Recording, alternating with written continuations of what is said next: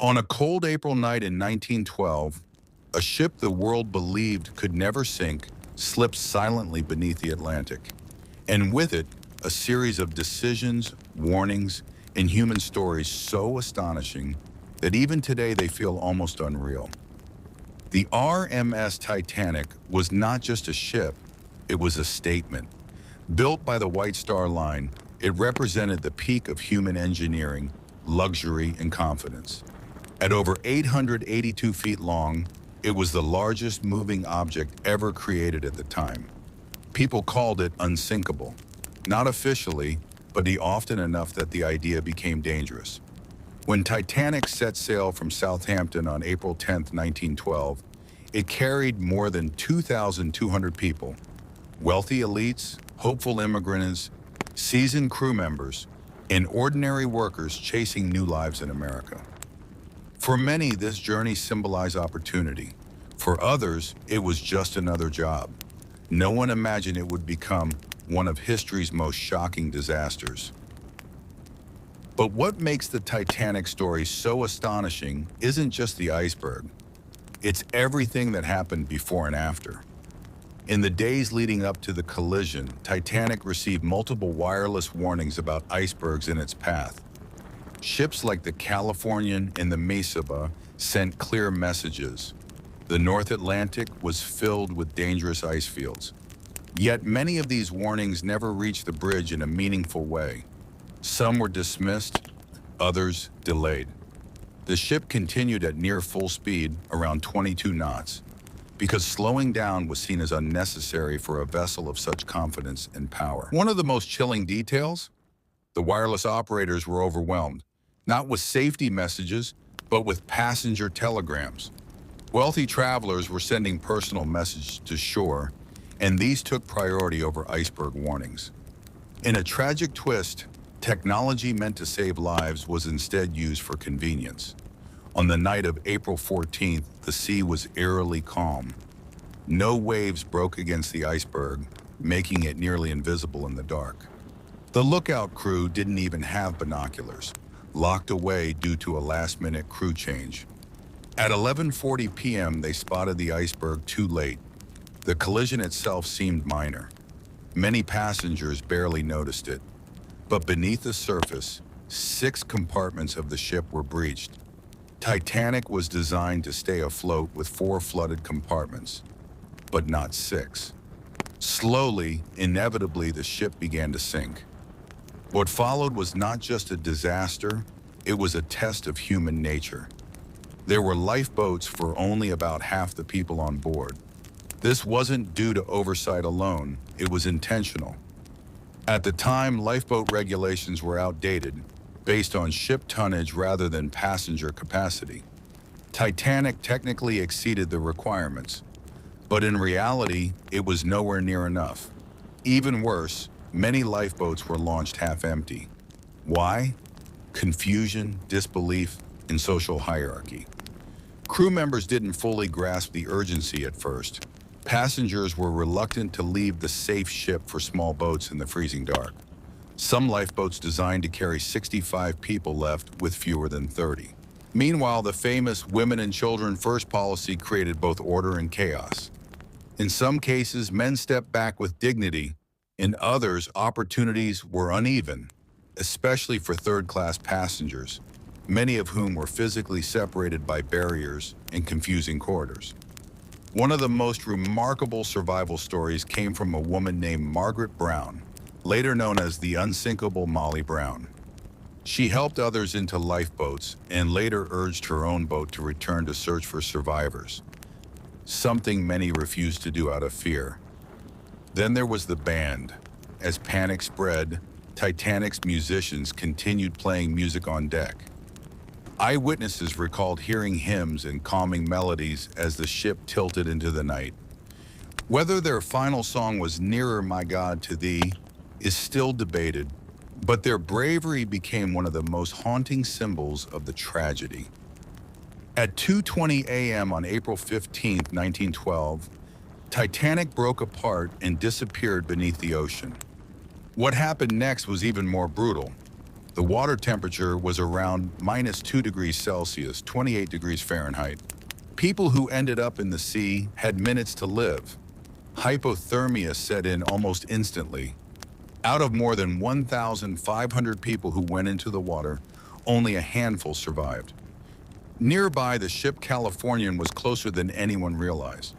Its crew saw distress rockets, but failed to respond quickly, assuming they were signals of celebration or routine. This misunderstanding remains one of the most controversial aspects of the disaster. It wasn't until the RMS Carpathia arrived hours later that rescue truly began. By then, the damage was done. Only about 700 people survived. The aftermath shocked the world. In the United States, investigations began almost immediately. Public outrage grew as the details emerged. Ignored warnings, insufficient lifeboats, and misplaced priorities. The disaster led to major reforms in maritime safety, including the establishment of the International Ice Patrol and new requirements for lifeboats and 24-hour radio monitoring. But beyond policy changes, Titanic left something deeper, a powerful reflection on human behavior. It revealed how overconfidence can blind even the most advanced systems. It showed how class divisions can influence survival. And it highlighted moments of incredible courage and heartbreaking loss, all within a single night. Even today, over a century later, Titanic continues to fascinate people across the United States and around the world. Its wreck was not discovered until 1985, lying 12,500 feet beneath the ocean's surface. When explorers finally saw it, the ship was both preserved and broken, a silent reminder of what happened. Perhaps the most astonishing truth about Titanic is this: it wasn't just a tragedy caused by nature.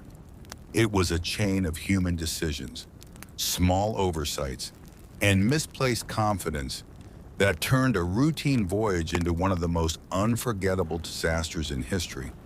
And that's why the story still resonates, because it feels both distant and uncomfortably familiar.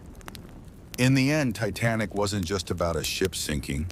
It was about how easily certainty can collapse, how fragile safety really is, and how, even in the darkest moments, humanity reveals both its worst flaws and its greatest strength. At exactly 8:15 a.m. on a clear December morning in 1941, a peaceful harbor in Hawaii turned into a battlefield in a matter of minutes. And the chain of events that unfolded would pull the United States into a global war it had tried desperately to avoid. For months before that day, tensions between the United States and Japan had been rising quietly but steadily. Economic sanctions, oil embargoes, and political disagreements created a pressure cooker situation. Yet, despite the growing tension, most Americans believed war was still far away, something happening in Europe or Asia, not something that would arrive on their own shores. That illusion shattered on December 7, 1941. Pearl Harbor, located on the island of Oahu, was one of the most important naval bases in the Pacific. Battleships lined the harbor, sailors went about their routines, and many service members were enjoying a quiet Sunday morning. Some were sleeping, others were eating breakfast. A few were writing letters home. Then, without warning, the sky filled with the sound of aircraft. At first, some soldiers thought it was a drill. Others assumed it was American planes. But within seconds, confusion turned into horror. Japanese aircraft swooped down in coordinated waves, dropping bombs and launching torpedoes with devastating precision. One of the most shocking details is how calculated the attack was.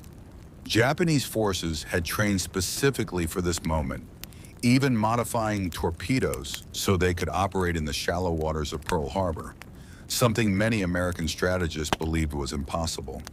This single innovation allowed them to strike ships that were thought to be relatively safe. The USS Arizona became the most tragic symbol of that morning. A bomb penetrated its deck and ignited its ammunition storage, causing a massive explosion that tore the ship apart. In just seconds, over 1,100 men lost their lives. The blast was so powerful that it lifted the battleship out of the water before it sank. Nearby, the USS Oklahoma capsized after being hit by multiple torpedoes. Sailors trapped inside desperately tried to escape, some pounding on the hull for hours as rescuers worked frantically from the outside.